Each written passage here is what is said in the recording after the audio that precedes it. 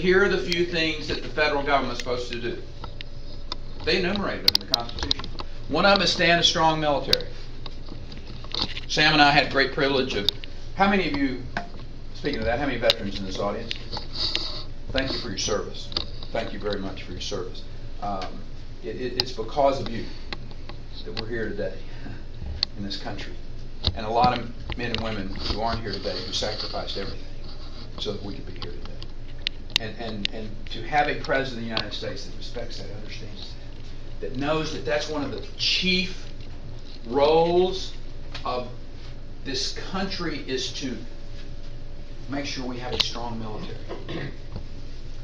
You realize today we have an army that is in personnel size as small as it's been since 1940. We only got one fighter in production, the F-35. We're down to 10 carriers for our Navy. The Heritage Foundation says that we need at least 13. And you think about what's going on in the South China Sea.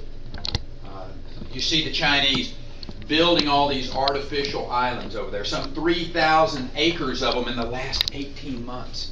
China is being very aggressive in their stance in a region of the world where commerce, and particularly commerce using those waterways, is some of the most important transportation routes in the world. And the Chinese are building their Navy. We're down to 10 carriers. Our Ohio-class subs are at the end of their useful life. That's the third leg of our nuclear triad. And there is no plan to either refurbish them, upgrade them, or replace them. I'm really concerned as a former Air Force pilot, as the Commander-in-Chief for the last 14 years of the Texas Military Forces and the Texas National Guard. We have ground up our military in this war on terror for 10 years. And how they're treated when they come home is a whole other story with the VA. But to have a president, Bob, that you know understands and cares and every day would go to the White House, or I should say go to that Oval Office, and make that phone call to the Secretary of the VA and say, what are you doing to make sure that our men and women that have earned our support are getting the support they need at the veterans facilities across this country? Or what are we doing to make sure they get the treatment they deserve? That's one of the two things that that Constitution tells us to do.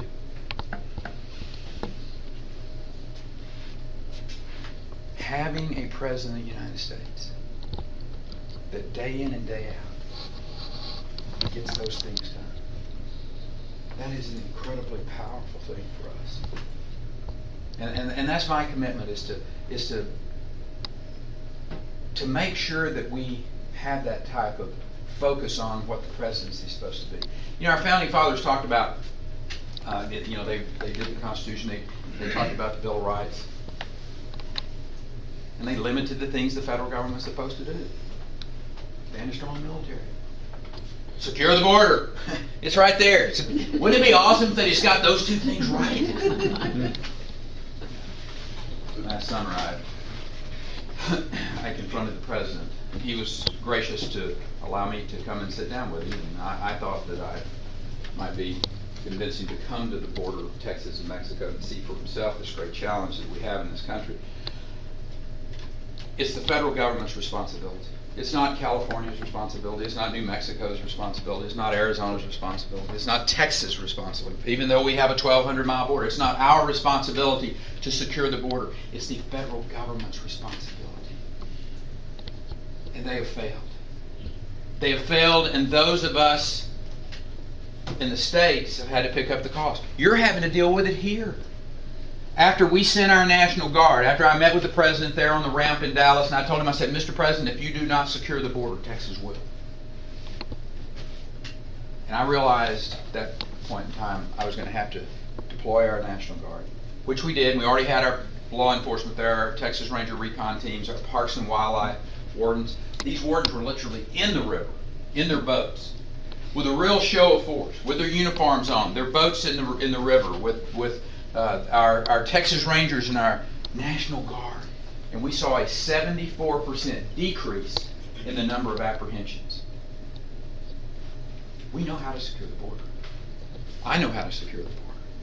It requires personnel in the right places. When the President and I were meeting, he didn't even realize his border patrol was in some cases 45 or 50 miles away from the border in an apprehension position with their roadblocks out there after people had already come across. I told him, I said, Mr. President, we need to be on the border, in the river, being a deterrent, being in the preventative mode, not the apprehension mode. He looked over at Valerie Jarrett and said, is that right, Valerie? Is that where? Trust me, Mr. President. That's where they are. I know. We can secure the border. It is personnel in the right places. It is strategic fencing in those metropolitan areas. And what's really missing are the aviation assets. Aviation assets flying from Tijuana to El Paso to Brownsville. That's 1,933 miles. Looking down 24/7 with the technology that we have available today, drones, fixed wings, rotorcraft, 24/7, all kinds of weather, looking down, knowing exactly what's going on. When you see something occurring, whether it is suspicious or clearly illegal, with fast response teams that go there and as immediate as you can, address it at that particular point in time. The border with Mexico can be secured. That's what the next President of the United States needs to be. You elect me President of the United States, and I will promise you one thing, the will to secure that border will get up every day and go to the Oval Office. We can secure this border. I know we can. We just don't have the will in Washington, D.C. Those are two things that it stuns me that we've allowed both of those to get to this point where Americans are as outraged. As we've seen this Republican field, I mean, we see a lot of outrage because Washington hadn't done their job. And let me tell you, as a governor over these last 14 years, I understand that. As a state senator, you understand that Washington hadn't done their job. That those founding fathers, when they wrote that Bill of Rights, and they understood about minimizing Washington's impact, that we wanted a limited federal government. And we've gotten so far away from that in this country. To have a chief executive that respects it, that understands it. There are some of these governors out there that really get this. I was on the stage last night with Bobby Jindal. Bobby happens to be a really good friend. He's also a heck of a competitor. I tell folks, for 6 years, while Bobby was over in Louisiana and I was governor of Texas, one of the first things I did when I got up in the morning, I looked over to the east. I knew Bobby was over there putting tax policy, regulatory policies, and he was trying to recruit businesses from Texas to Louisiana. And that's a good thing, because that made me get up and lace my running shoes on a little bit tighter and get ready to go be more competitive. That's why we passed tort reform in 2003 that made Texas incredibly competitive from the standpoint of health care and the access to health care, but we also passed in 2011 loser pay. We raised the bar a little higher because there were governors like Bobby Jindal, Rick Scott over in Louisiana, Terry Branstad up here after Terry came back in, and these are governors that make their states more competitive. And that's the beauty of what our founding fathers saw. These states compete against each other. My goal as the presidency, or in the presidency, is to get up every day and try to make Washington, D.C. as inconsequential in your life as I can make it. And that's a worthy goal. We can do this.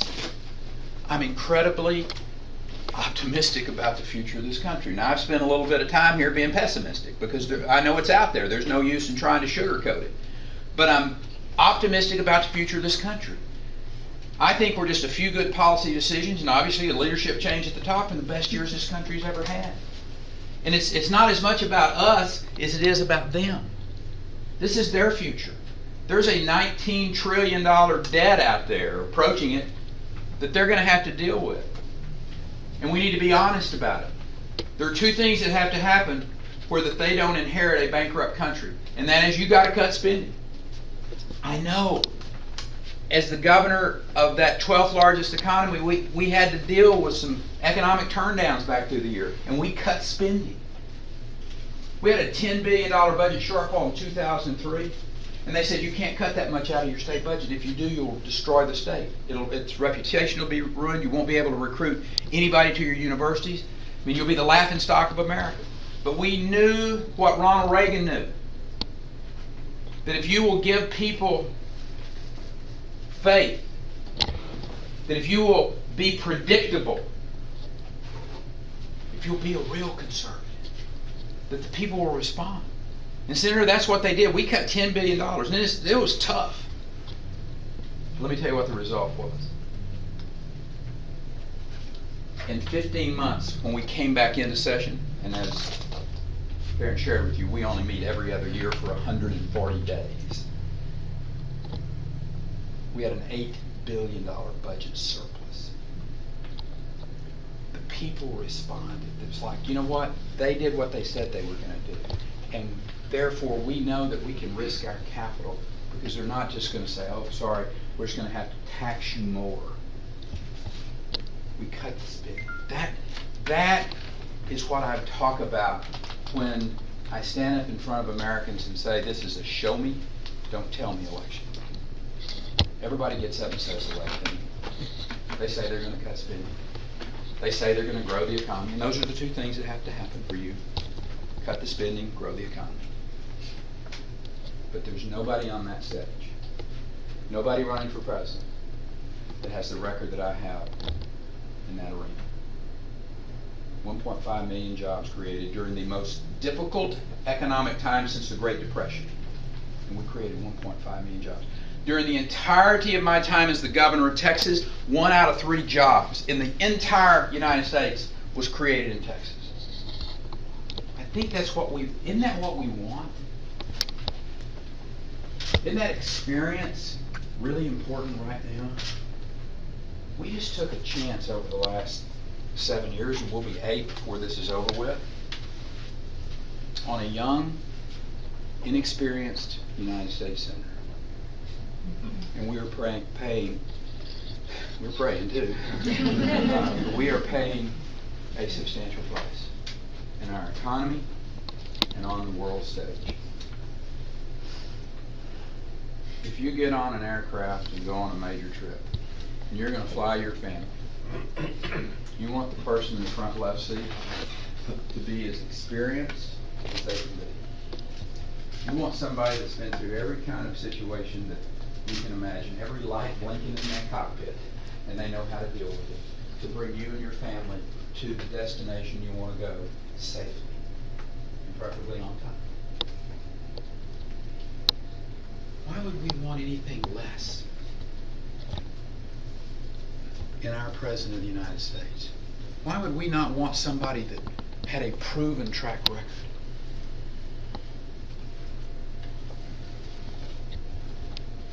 This is an important time for this country. This is not a time for experimentation again. This is time for us to really look into our souls and to say, what direction do we want to take this country?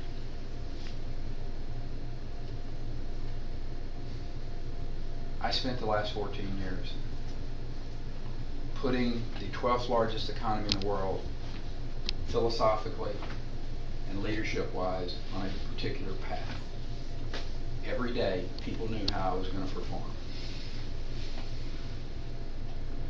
Nobody gave me a manual when the space shuttle fell out of the sky in East Texas and said, oh, Governor Perry, here's how you take care of that disaster. Nobody gave me a how-to book to deal with the tens of thousands of people that flooded into our state after Katrina hit Louisiana. And we had to contraflow highways and deal with all the people that were coming in and to house them and take care of them. Nobody gave me the how-to manual last summer when all of those people ended up on our border and the federal government absolutely failed in its responsibility to secure that border.